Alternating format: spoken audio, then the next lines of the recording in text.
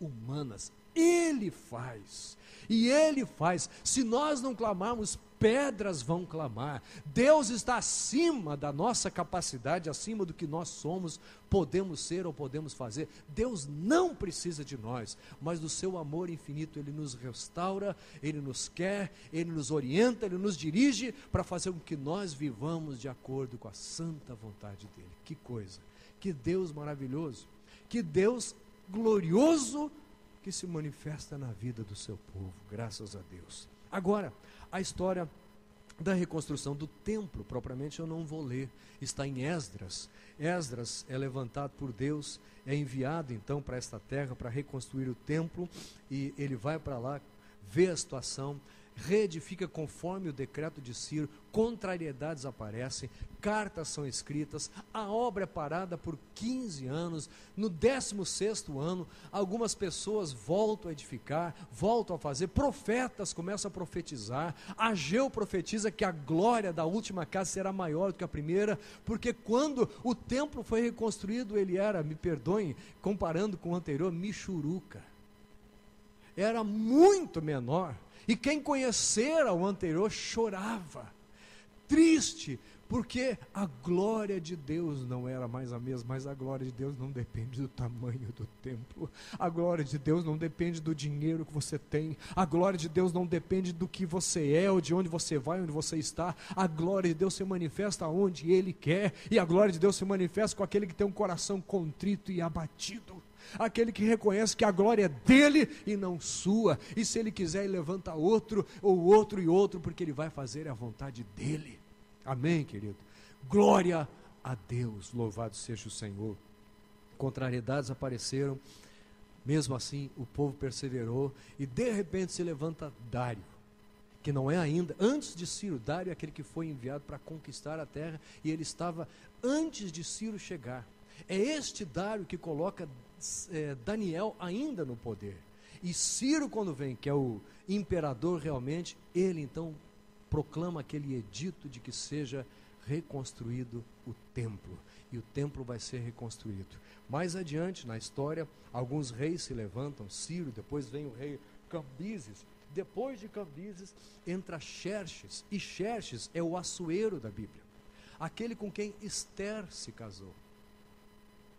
Deus, que já não tinha mais Daniel, olha para o mundo, olha para os seus servos, o tempo da restauração já chegou, mas Deus precisa continuar cuidando do seu povo. Levanta uma mulher temente a Deus,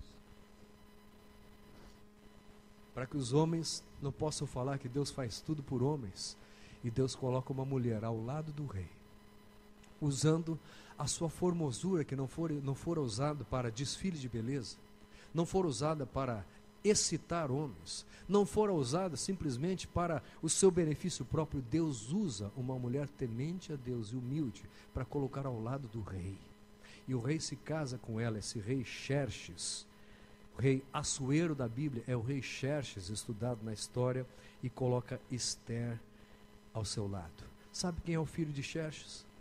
Um rei chamado Artaxerxes. Esther é a sua madrasta. Este Artaxerxes cresce numa casa em que Esther está presente. Olha como Deus faz as coisas.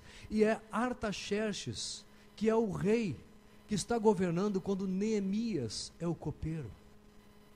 Perceba como Deus cuida das coisas. Deus coloca Esther na casa de Xerxes, porque o filho dele, Artaxerxes, vai precisar enviar um Neemias para reconstruir os muros. Deus está vendo o seu povo sofrendo.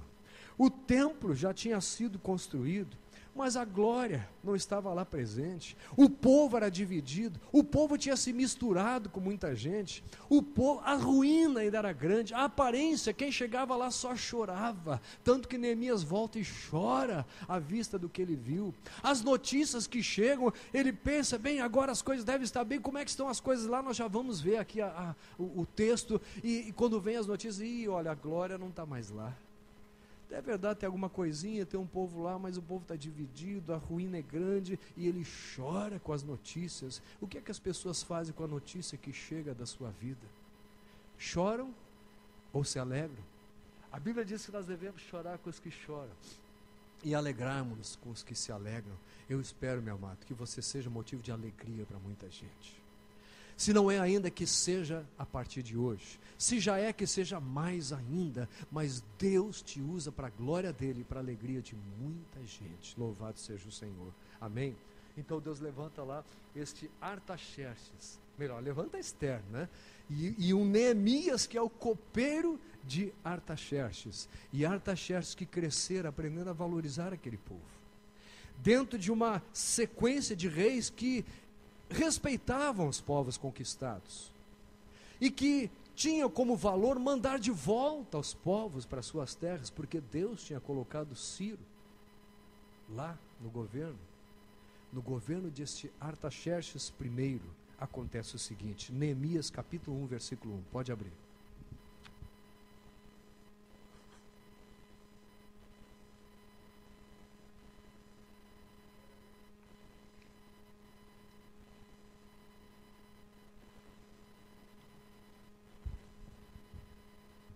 Neemias capítulo 1, versículo 1. As palavras de Neemias, filho de Acalias, no mês de Quisleu, no ano 20º, estando eu na cidadela de Suzã, veio Anani, um dos meus irmãos, com alguns de Judá. Então lhe perguntei pelos judeus que escaparam e que não foram levados para o exílio e acerca de Jerusalém, porque note que até então não tinha notícia. O povo estava cativo, mas ouvira falar que alguns estavam lá. Depois, alguns foram enviados para construir o templo, e agora começava a haver um trânsito de pessoas já entre um extremo e outro. Notícias podiam ser recebidas. Como é que está o povo? Como é que está a cidade?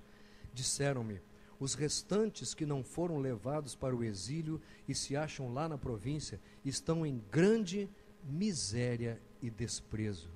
Miséria e desprezo. Os muros de Jerusalém estão derribados e as suas portas queimadas. O que é que a queda do muro traz? Miséria e desprezo. Como lemos lá, falta de domínio, não tem controle, está acessível, qualquer coisa entra, qualquer coisa sai. O que é de bom sai e o que é de ruim entra. Os muros estão derrubados, não há domínio próprio, não há controle das coisas, não há paz no interior dos muros. E a boa vontade de Deus não é vista sendo realizada entre os muros. Essa era a situação. E lembra como começou? Quando a contaminação entrou. Os muros estão derrubados porque um dia houve contaminação e ainda não foi tudo restaurado. Diz aqui que as notícias eram de miséria e desprezo. Você tem sentido na miséria?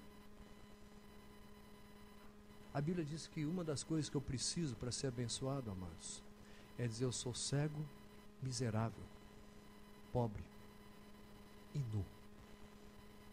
Não é isso? Primeira coisa que nós precisamos reconhecer é que eu preciso descobrir quem eu sou. Se a pessoa diz: eu sou rico, tenho tudo que eu preciso, não preciso de nada, Deus não pode abençoar. Os muros não podem ser reedificados. Agora, quando eu digo eu sou cego, pobre e nu, não tenho com que me cobrir, dependo de alguém. Não tenho com que viver, dependo de alguém. Não enxergo para onde vou, dependo de alguém que dirige os meus passos. Você está no bom caminho de ser abençoado por Deus e ter os seus muros restaurados. Amém, querido? Entenda que a primeira coisa é verificar a situação. Veio a notícia, tem coisa ruim, alguma coisa não cheira bem, ainda há miséria e desprezo, os muros estão derrubados.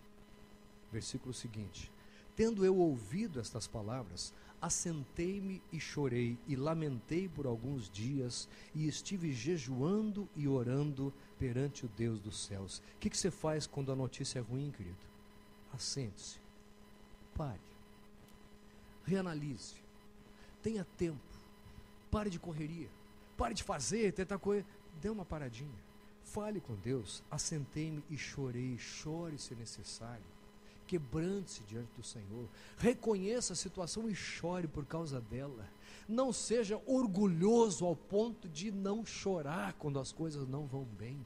Não seja orgulhoso ao ponto de esconder, tentar dizer, não, mas o templo está de pé, porque os muros ainda estão derrubados e a glória não encheu o templo ainda. Os muros estão por terra. Chorei e lamentei por alguns dias. Querido, nós não lamentamos pela nossa situação de vida. Nós não lamentamos porque financeiramente as coisas vão bem ou não vão bem ou vão mal. Nós lamentamos porque a glória de Deus se foi. Este é um motivo correto de lamento. A glória de Deus se foi. E isso por alguns dias. E estive jejuando. Sabe qual é uma realidade triste? As pessoas jejuam quando elas querem alguma coisa. Sabe quando nós devemos jejuar? Quando as coisas não vão bem. Quando o nosso relacionamento com Deus precisa ser melhorado. Quando descobrimos que os muros estão caídos, que há desprezo. Quando descobrimos que há miséria. Agora, olha que coisa interessante. Lá no finalzinho, quando nós lemos em Crônicas, nós lemos que o povo chegou ao ponto de desprezar a palavra, não é isso?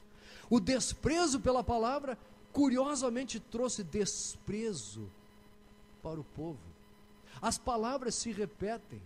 Não é por coincidência, é porque a consequência do que foi plantado está agora sendo recebida. Aquilo que a gente planta, a gente colhe. Desprezaram, chegou a um nível tão baixo que desprezaram a palavra de Deus, começaram a agir como se Deus não fosse nada, não existisse, como se Deus não fizesse nada do que Ele dissesse, como se Deus não estivesse nem aí para a sua vida. Desprezaram a palavra de Deus. O que é que veio sobre a vida deles?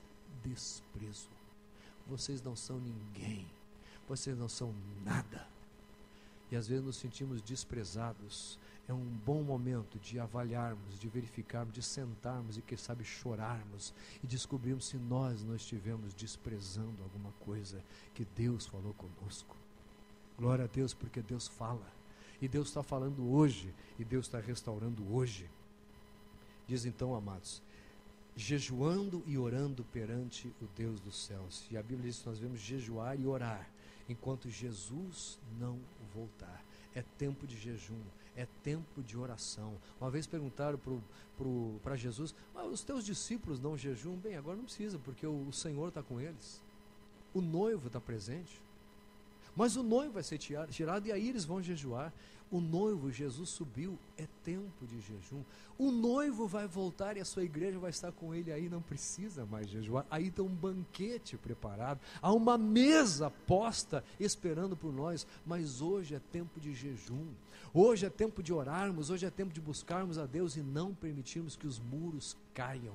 É tempo de restauração da vida. Amém? Versículo 5.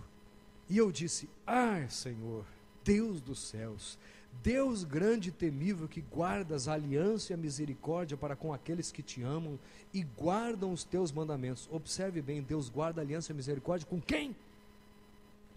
Com os que amam a Deus e guardam os mandamentos. Sabe o que Jesus falou? Quem me ama? Homens que repetem, ou melhor, que antecipam, que falam no Antigo Testamento, afirmações de Jesus, são homens que têm uma visão correta da glória, da misericórdia, da graça de Deus. São pessoas que vivem, ainda que na velha aliança, vivem num contexto de nova aliança, porque estão vendo que Deus ama aqueles que guardam os mandamentos. Jesus disse, vós me amais, guardareis os meus mandamentos. Eu amo a Deus, eu vou à igreja. Como ouvimos lá no encontro lá da escola dominical ontem, né, nesse final de semana, tinha um rapaz lá que estava ensinando evangelismo criativo, e ele é um palhaço, né? E aí a pessoa deu uma